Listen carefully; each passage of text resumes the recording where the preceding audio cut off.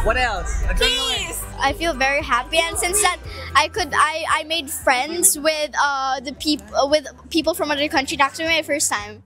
Naging masaya at makabuluhan ang 2 araw na pagtitipon ng mga kabataan sa ginanap na 5th Southeast Asia Video Festival for Children sa Bangkok, Thailand nitong Biyernes at Sabado, November 14 to 15.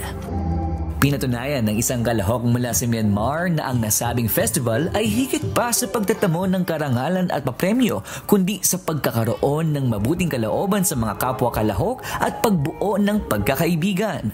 I feel like very happy that others got some prizes, and I never feel like sad because I did not get it, but because like others got it, and I have to be happy for them to achieve good things. Good people achieve good things. Thank you. Ang nasabing patimpalak na may temang Magic of Peace ay naglalayong maipamalas at malinang pa ang angking galing ng mga kabataan sa Southeast Asian region sa aspeto ng filmmaking at magamit ito sa mas makabuluhang bagay. I love to making video until I can get into this 5th Southeast Asia Video Festival for children that inspired me to more creating films that used to be child age. Ngunit higit pa rito, layon ng naturang pagtitipon na sa pamamagitan ng mga obrang tampok ay maiparinig ang boses ng mga kabataan at maging ambassadors of peace hindi lamang sa Southeast Asia kundi sa buong mundo. As long as we are united, let those little nitty-gritty differences set aside.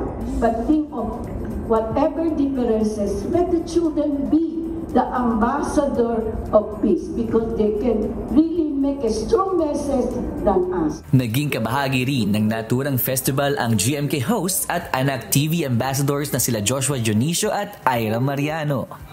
Masaya, and it's an honor to have been given this opportunity to showcase our talents as well. Because we've been there. We were young talents also when we were kids. Kaya maganda na nasi-showcase natin yung mga talents from all over the ASEAN region, na not just the Philippines, and to share the culture na meron sila and to be proud of that. It's a wonderful event. Saka sa atin din kasi sa UNTV, di ba?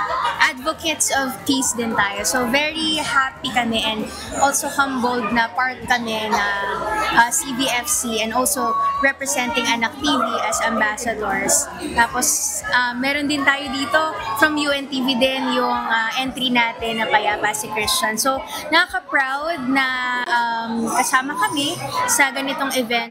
Samantala, laking tuwa at pasasalamat ng ating mga kabataang Pinoy mula sa La Verdad Christian College, Caloocan matapos masungkit ang 2nd place sa Aspiring Videomakers University Students category. We're so grateful and proud, especially representing our institution, La Verdad Christian College, Caloocan, and of course our country, the Philippines. And we're just so proud to be here po. And it's so inspiring na to see a lot of young creators na celebrating with us today sa Southeast Asia Video Festival for Children.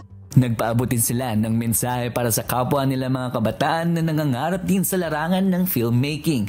Gayon din ang kanilang pasasalamat sa lahat ng tumulong at sumuporta sa ating mga kabataang ito. Message lang po namin for the children is go for it. Parang kung natatakot kayo na gawin niyo isang bagay, gawin niyo nang takot kayo. Go lang ng go. First of all, thanks be to God for this opportunity na nakabahagi kami dito, and to Kuya Daniel for supporting us for our college sa La Verdad Christian College, Caloocan.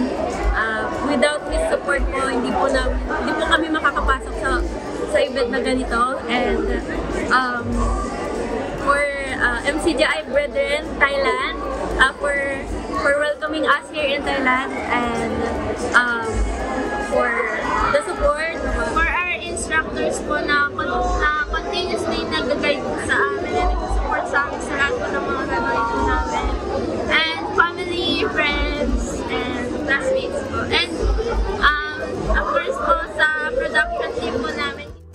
Sa pagtatapos ng 5th Southeast Asia Video Festival for Children, muling ipinakita na ang sining at kwento ng bawat kabataan ay may kakayahang magbuklod at maghatid ng kapayapaan. Mula sa bawat obra at kwento, unti-unting bumubuo ng mas maliwanag na kinabukasan lalo na ng mga kabataan sa bansa sa Southeast Asia. RK Liorca, humahataw sa Balita Ngayon!